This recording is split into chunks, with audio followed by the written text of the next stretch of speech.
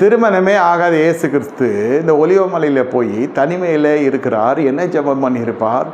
பொண்டாட்டி இல்லை, பிள்ளை இல்லை, ஃபீஸ் கட்டணும், நம்மளுக்கு கடந்து போகிற எந்த பில்ஸுமே அவருக்கு இல்லை.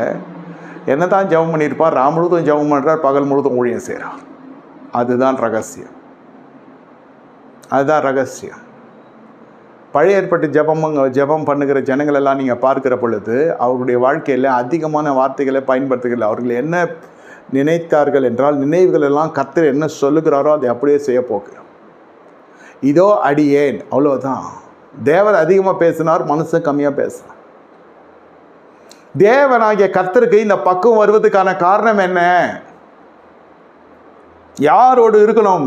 முதல்ல சொன்னேன், இந்த வீட்டுக்கெல்லாம் போகாதீங்க, அந்த வீட்டுக்கெல்லாம் போகாதீங்க, இப்படியெல்லாம் இருக்கக்கூடாது, அப்படியெல்லாம் இருக்கக்கூடாது சொன்னேன்னா இல்லையா?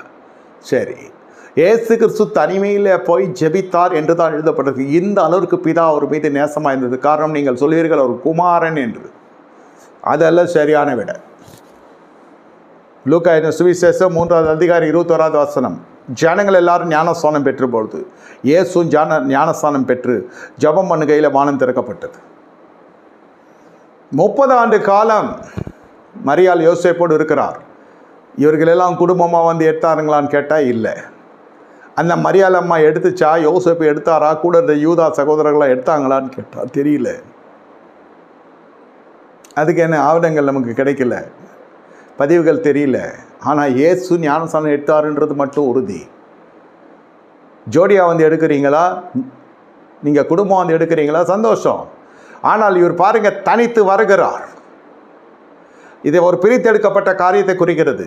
நீங்கள் எப்பொழுது ஜனத்தை விட்டு பிரித்தெடுக்கப்பட்ட ஒரு பகுதிக்குள் வாழ்க்கை வருகிறதோ உங்களுக்கு ஜெபம், வாழ்க்கையே ஜெபமாக மாறும். மற்றவர்கள் எல்லாம் அவர் கவலைப்படலன்னு இல்லை. 30 வயது வரை அவர்களை கீழ்ப்படிந்திருந்தார். அதன் பிறகு அவர் வருகிறார். வந்து முதல்ல காரியம் என்ன செய்கிறது? மக்களோடு மக்களாக தாழ்மை. 2வது யோவான் இடத்துல ஞானஸ்தானம் எடுக்கிறார். யோவான் பார்த்ததும் பயந்து விடுகிறார். யோவான் சானகன், ஐயா, உன் பாதரட்சியை தொடுவது கூட எனக்கு தகுதி இல்லை, நீர் அக்கினியில் அபிஷேகம் கொடுக்க வந்தீர், நானா?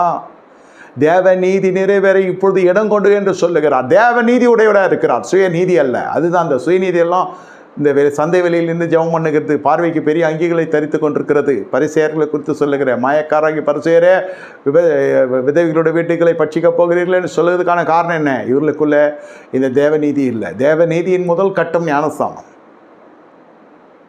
எத்தனை பேர் ஞானஸ்தானம் எடுக்கிறாங்க? ஆனால் இவர் ஜெபம் பண்ணுகையில் வானம் திறக்கப்பட்டது. ஜெபிக்கிறவர்கள், உங்கள் வீடு திறக்கப்பட வேண்டும், உங்கள் உள்ளங்கள் திறக்கப்பட